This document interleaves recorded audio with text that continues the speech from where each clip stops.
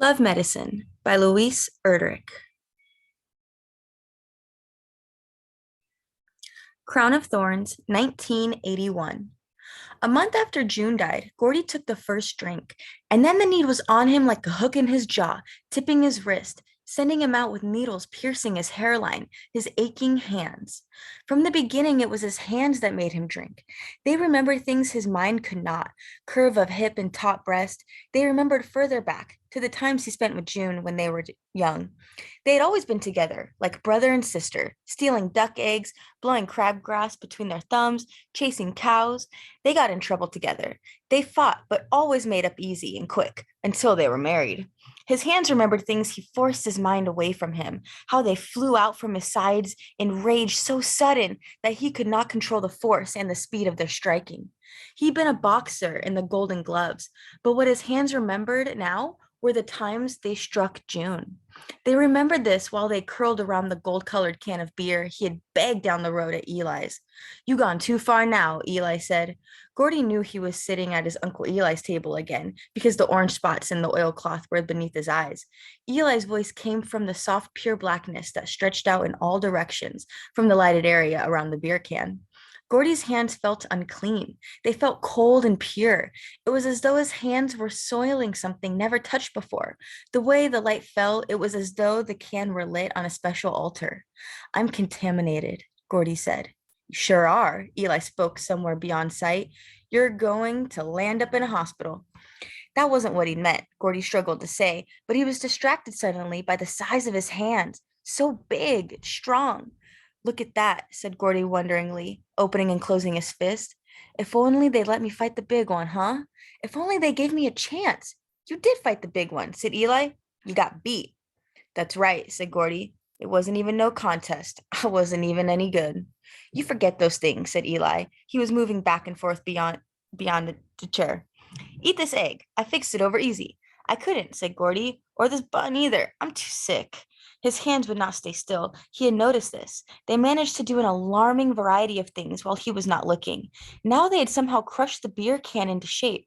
He took his hands away and studied the can in its glowing spotlight. The can was bent at the waist and twisted at the hips, like the torso of a woman. It rocked slightly side to side in the breeze from the window. "She's empty," he realized suddenly, repossessing the can. "I don't think it was full to begin with.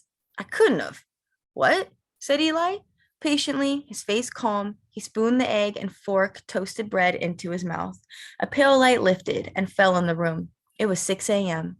"Want some?" Eli offered, steaming coffee in a green plastic mug, warped and stained. It was the same color as his work clothes. Gordy shook his head and turned away. Eli drank from the cup himself.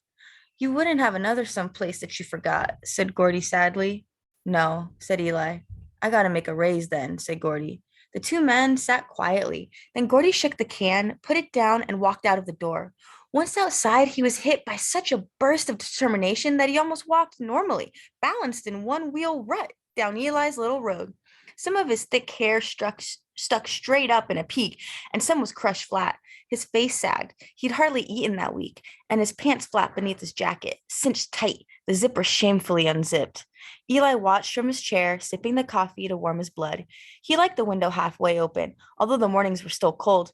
When June lived with him, she'd slept on the cot beside the stove, a lump beneath the quilts and army blankets when he came in to get her from the government school bus. Sometimes they'd sat together, looking out the same window in the cold blue dark. He'd hated to send her off at that lonely hour. Her coat was red. All her clothes were from the nuns. Once he'd bought June a plastic dish of bright bath oil beads. Before he could stop her, she had put one in her mouth, not understanding what it was. She'd swallowed it down, too. Then, when she started crying out of disappointment and shame, bubbles had popped from her lips and nose. Eli laughed out loud. Then he stopped. He saw her face in the shocked look. He sat there thinking of her without smiling and watched Gordy disappear. Two cars passed Gordy on the road, but neither stopped. It was too early to get anything in town, but he would have appreciated a ride to his house. It was a mile to his turnoff, and his need grew worse with each step he took. He shook with the cold, with the lack. The world had narrowed to this strip of frozen mud. The trees were slung to either side in a dense mist, and the crackle his feet made breaking ice crystals was bad to hear. From time to time, he stopped to let the crackle die down. He put his hands to his mouth to breathe on them. He touched his cold cheeks to his mouth. The skin felt rubbery and dead. Finally, the turnoff came and he went down to the lake where his house was. Somehow, he gained the stairs and door, then crawled across the carpet to the phone. He even looked the number up in the book. Royce there? He asked the woman's voice. She put her husband on without a word. You still drinking? Said Royce. Could you bring me some quarts? 3, 4 lasts me out. I'll pay you when I get my check. I don't make house calls or give no credit. Cousin, you know I work. There was a pause. All right then. Credits $1 on the bottle and house calls too. Gordy babbled his thanks. The phone clicked. Knowing it would come, Gordy felt much stronger, clearer in the brain. He knew he would sleep once he got the wine. He noticed he'd landed underneath the table, that he'd brought the phone down. He lay back restfully. It was a good place to stay.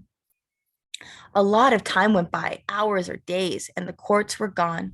More wine appeared. One quart helped and the next didn't. Nothing happened. He'd gone too far. He found himself sitting at the kitchen table in a litter of dried bread, dishes he must have eaten something from, bottles and stubbed cigarettes. Either the sun was rising or the sun was going down. And although he did not feel that he could wait to find out which it was, he knew he had no choice. He was trapped there with himself. He didn't know how long since he had slept. Gordy's house was simple and very small. It was a rectangle divided in half. The kitchen and the living room were in one half, and the bedroom and the bathroom were in the other. A family of 8 had lived there once, but that was long ago in the old days, before government housing.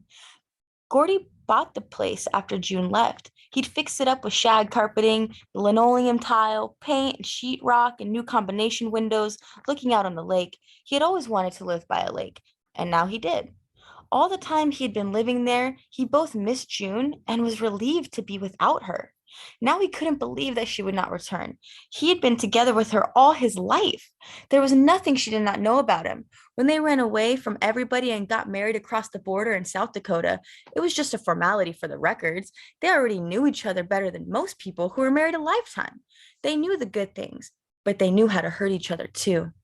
I was a bastard, but so were you, he insisted to the room. We were even. The sun was setting, he decided. The air was darker. The waves rustled and the twigs scraped together outside. I love you, little cousin, he said loudly. June! Her name burst from him. He wanted to take it back as soon as he said it. Never, never, ever call the dead by their names, Grandma said. They might answer. Gordy knew this. Now he felt very uneasy, worse than before. The sounds from the lake and trees bothered him, so he switched on the television. He turned the volume up as loud as possible. There was a program on with sirens and shooting. He kept that channel. Still, he could not forget that he'd called June. He felt as though a bad thing was pushing against the walls from outside. The windows quivered. He stood in the middle of the room, unsteady, listening to everything too closely. He turned on the lights. He locked each window and door. Still, he heard things. The waves rustled against each other like a woman's stalking legs. Acorns dropping on the roof clicked like heels. There was a low murmur in the breeze. An old vacuum cleaner was plugged in the corner. He switched that on, and the vibration scrambled the sounds in the air. That was better. Along with the television and the buzz of the lights, the vacuum cleaner was a definite help. He thought of other noises he might produce indoors. He remembered about the radio in the bedroom and lurched through the doorway to turn that on too. Full blast, satisfying, loud music poured from it, adding to the din. He went into the bathroom and turned on his electric shaver. There were no curtains in the bathroom, and something made him look at the window. Her face, June's face, was there, wild and pale with a bloody mouth. She raised her hand, thin bones, and scratched sadly on the glass. When he ran from the bathroom, she got angry and began to pound. The glass shattered. He heard it falling like music to the bathroom floor. Everything was on, even the oven. He stood in the humming light of the refrigerator, believing the cold radiance would protect him. Nothing could stop her, though. There was nothing he could do.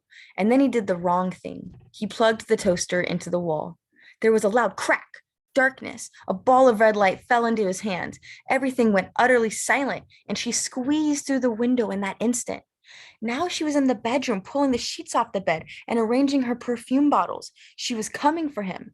He lurched for the door, his car key. Where was it? Pants pocket. He slipped through the door and fell down the stairs, somehow pitching under the hood of the Malibu parked below. He scrambled in, locked up tight, then roared the ignition. He switched the headlamps on and swung blindly from the yard, moving fast, hitting the potholes and bottoming out until he met the gravel road. At first, he was so relieved to escape that he forgot how sick he was. He drove competently for a while, and then the surge of fear that had gotten him from the house wore off, and he slumped forward, half sightless, on the wheel.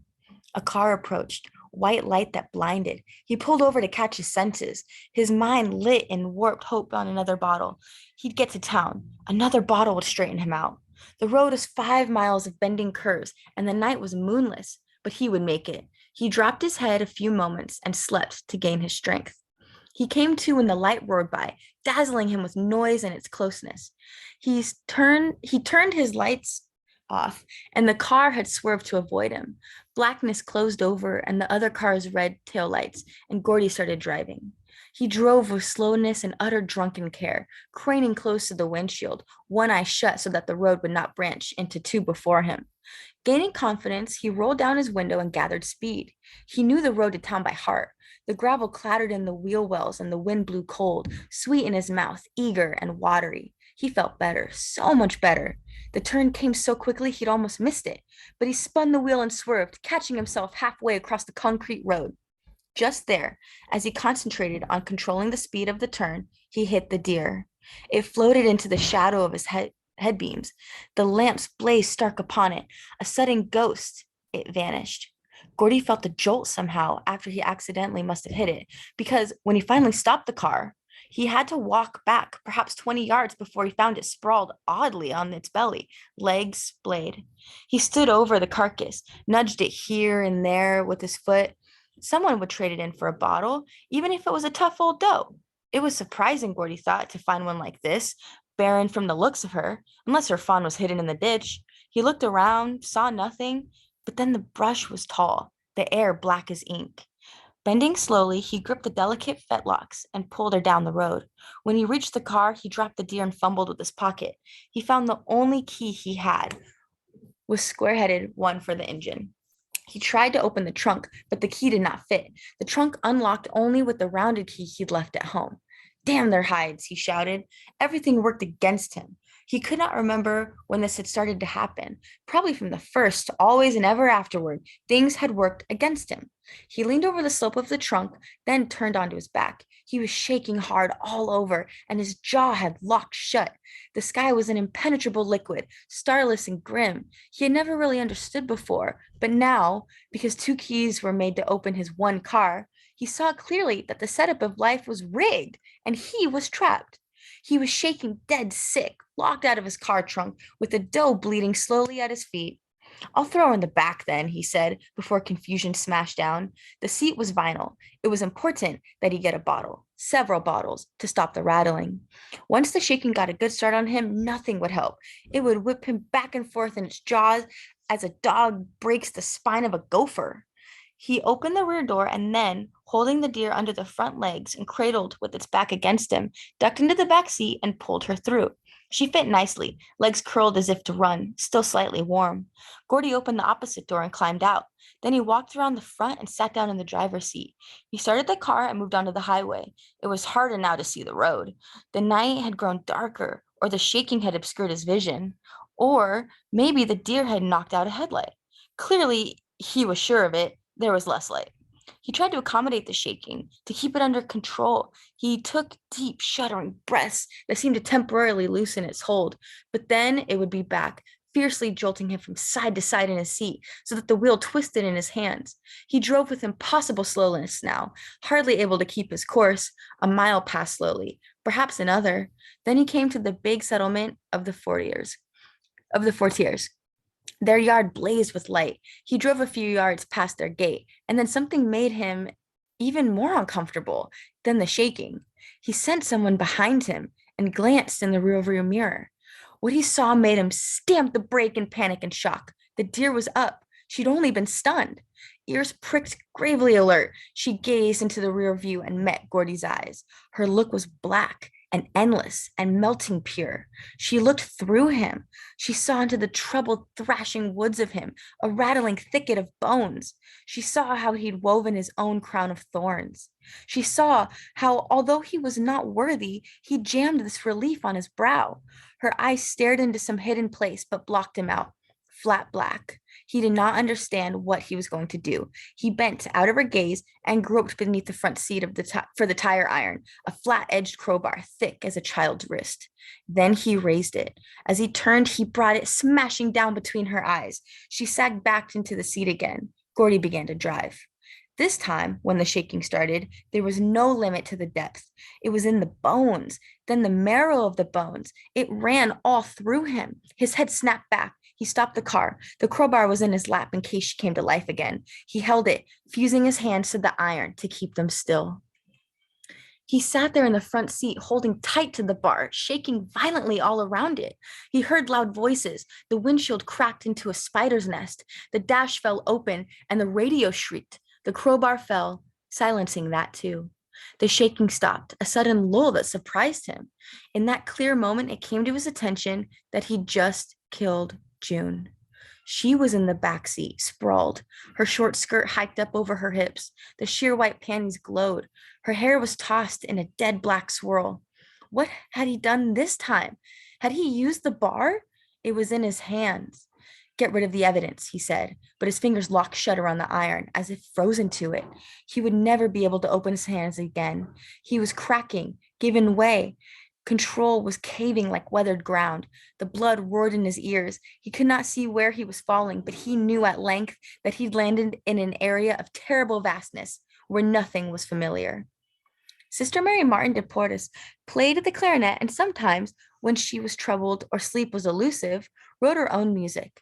Tonight she woke, starting from an odd dream. For a long moment, she vaguely believed she was at home in Lincoln. She'd been drawing a cool bath for herself, filling the clawed tub, stirring the water with her hands. The water smelled sharp, of indestructible metals. The cicadas buzzed outside, and the pods were blackening on the catalpus. She thought that once she stripped herself and crawled into the tub, she would change. She would be able to breathe underwater. But she woke first. She turned on her side, found she was in her room at Sacred Heart, and reached for her eyeglasses. Her clock said 1. She watched the glowing minute hand glide forward and knew, without even attempting to close her eyes again, that it was another of her nights, as the others put it on those days when she was unusually out of sorts. Sister Mary Martin's had one of her nights again. Her nights were enjoyable while she was having them, which was part of the problem. Once she woke in a certain mood and thought of the clarinet, sleep seemed dull, unnecessary even, although she knew for a fact that she was not a person who could go sleepless without becoming irritable. She rolled out of bed. She was a short, limber, hardworking woman who looked much younger than she was. That is, she looked 30-ish instead of 42. Most of the others people noticed looked younger than their true ages also.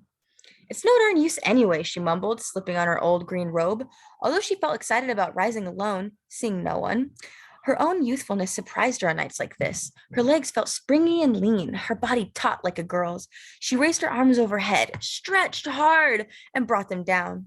Then she eased through her door. It was the one at the end of the halls, the quietest room of all. She walked soundlessly along the tiles, down the stairs, through another corridor, and back around the chapel into a small sitting room impossibly cluttered with afghans and pillows.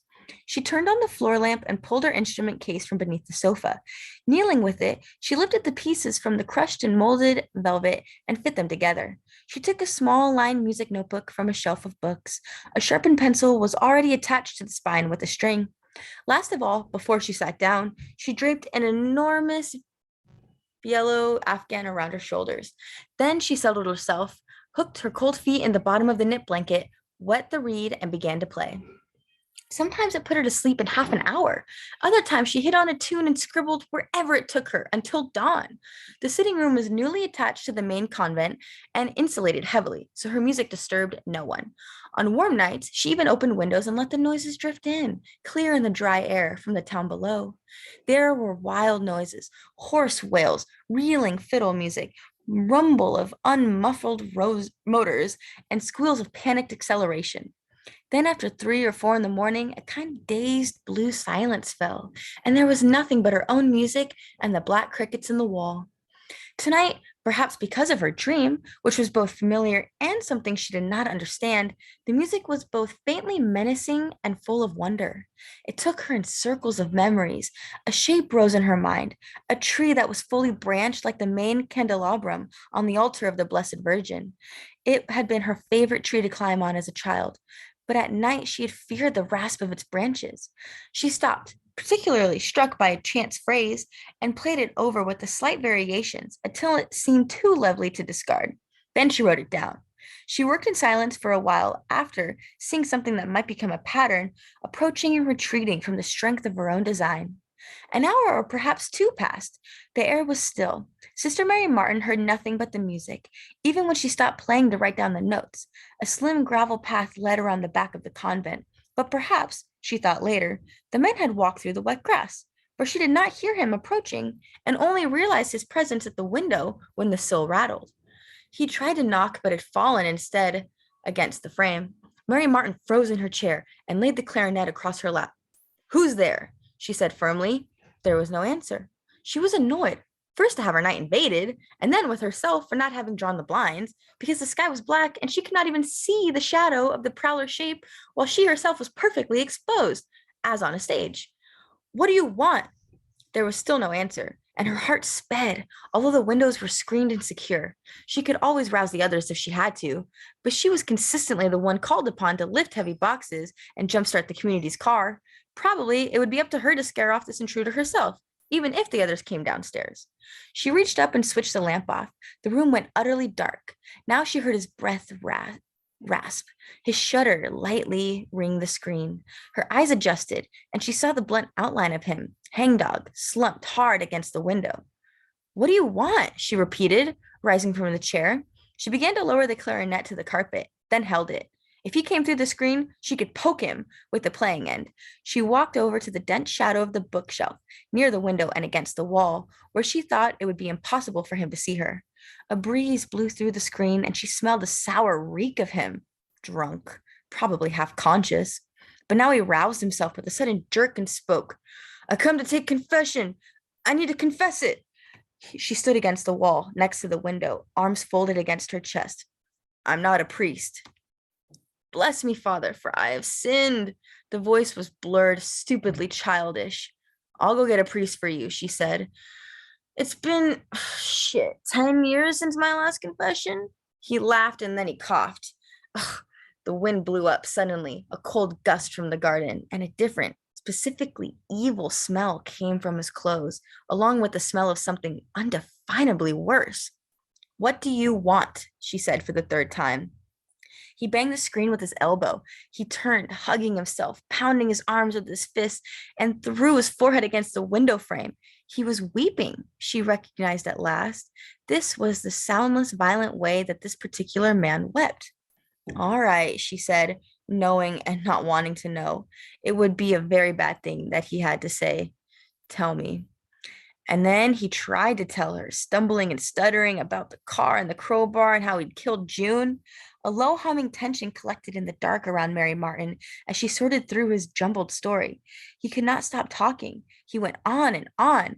Finally, it became real for her also. He had just now killed his wife. Her throat went dry. She held the clarinet across her chest with both hands, fingers pressed on the warm valves in ebony. She listened. Clarity. She could not think. The word fell into her mind, but her mind was not clear. The metal valve caps were silky smooth. She thought she smelled the blood on him. A knot of sickness formed in her stomach and uncurled, rising in her throat, burning. She wanted urgently to get away from him and sleep. She needed to lie down. "Stop," she begged. Her throat closed. He fell silent on her word, but it was too late. She saw the woman clubbed, distinctly heard the bar smashed down, saw the vivid blood. Her fists were tight knobs. Tears had filled the slight cup where her glasses frames touched her cheeks, and they leaked straight down from there along the corners of her mouth. The tears dropped on her hands. She had to say something. "Are you sure that she's dead?" His silence told her that she was. He seemed to have relaxed, breathing easier, as if telling her had removed some of the burden from him already. She heard him fumble through his clothes. A match snicked. There was a brief glare of light, and then tobacco curled faintly through the window and disappeared in the black room. Something lit furiously in Mary Martin when she heard him take the smoke in with a grateful sigh. Light pinwheeled behind her eyes, red and jagged, giving off a tide of heat that swept her to the window, for what she did not know. Now she stood trembling inches from him and spoke into the shadow of his face. Where is she? Outside of my car. Take me to see her then, said Mary Martin. To get to the portico of the back entry, she had to pass through the dark chapel. A candle burned, soft orange in its jar, before the small wooden sacristy where the host was kept. She walked by without genuflecting or making the sign of the cross, then made herself stop and go back. The calm of the orange glow reproached her, but after she had bent her knee and crossed herself, she felt no different. She left her clarinet on one of the chairs and walked out to unlatch the back door. She stepped into the cool night air. He had gone before her and was already partway down the path, walking bow-legged for balance. She stamped out the glowing cigarette stub he flipped in the grass. He stopped twice, giving into a spasm of rolling shivers against a drain pipe, then again where the gate opened out to the front yard. His car was parked in the lot, askew. She saw it right off, a long, low-slung green car directly lit by the yard light. He stopped at the edge of the gravel lot, swaying slightly, and put his hand to his mouth. She had not seen his face yet, and now, as she stood beside him, forced herself to look, to find something, before she went to the car, that would make it impossible to hate him. But his face was the puckered, dull mask of a drunk, and she turned quickly away. She walked over to the car, leaving him where he stood. The back seat was lit from one side, she saw, and so she walked up to it, taking deep breaths before she bent and gazed through the window. Mary Martin had prepared herself so strictly for the sight of a woman's body that the animal jolted her perhaps more than if the woman had been there. At the first sight of it, so strange and awful, a loud cackle came from her mouth. Her legs sagged, suddenly old, and a fainting surge of weakness spread through her. She managed to open the door. There was no mistake. Dun flanks, flagged tail, curled legs, and lolling head. The yard light showed it clearly, but she had to believe. She bent into the car, put her hands straight out, and lowered them carefully onto the deer. The flesh was stiff, but the short hair seemed warm and alive. The smell hit her, the same frightening smell that had been on the man. Some death musk that the deer give off, acrid and burning and final. Suddenly and without warning, as if her chest were cracking, the weeping broke her. It came out of her with hard violence, loud in her ears, a wild burst of sounds. When it was over, she found herself in the back seat, wedged against the animal's body. Night was lifting. The sky was blue-gray. She thought she could smell the dew in the dust and silence. Then, almost dreamily, she shook her head toward the light, blank for a moment as a waking child. She heard the wailing voice, an echo of hers, and remembered the man at the edge of the gravel lot. She crawled from the car, shook the cramps from her legs, and started toward him. Her hands made gestures in the air, but no sound came from her mouth. When he saw that she was coming at him, he stopped in the middle of a ball. He stiffened, windmilled his arms, and stumbled backward in a cardboard fright. Lights were on behind him in the convent. Mary Martin began to run. He swirled to all sides, darting glances, then fled with incredible quickness back along the sides of the building to the long yard where there were orchards, planted pines, and the reservation grass and woods. She followed him, calling now, into the apple trees, but lost him there. And all that morning, while they waited for the orderlies and the tribal police to come with cuffs and litters and a court order, they heard him crying like a drowned person, howling in the open fields.